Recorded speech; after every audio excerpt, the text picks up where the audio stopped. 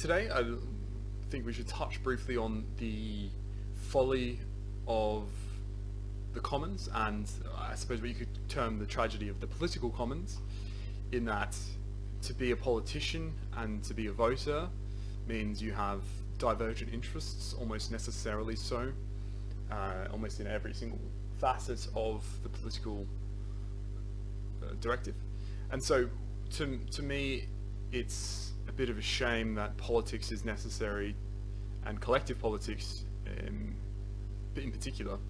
to the point where almost no one gets exactly what they want in any scenario of their living and or of their experience. So with that, we can understand that the necessary condition to be elected by a politician is to be popular.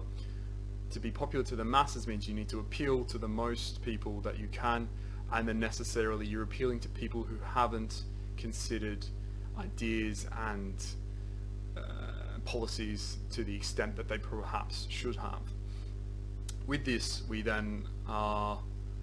necessarily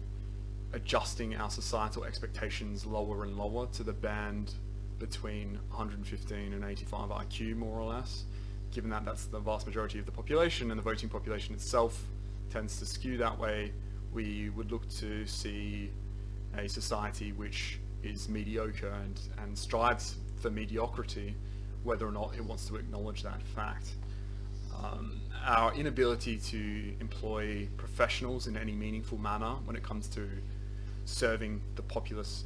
in general, outside of business, is alarming, and I find it,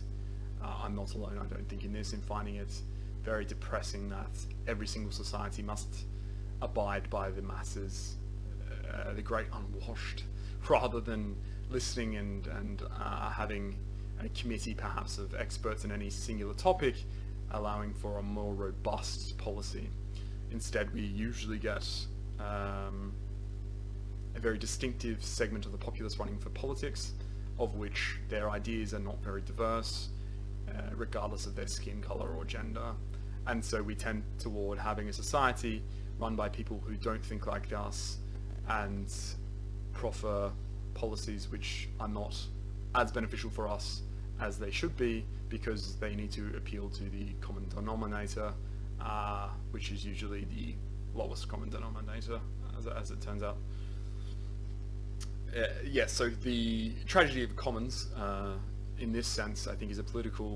can be seen as a political tool and not necessarily economic, in that the collection of this number of people in a society is always going to be to the detriment of the society itself, because of the way that society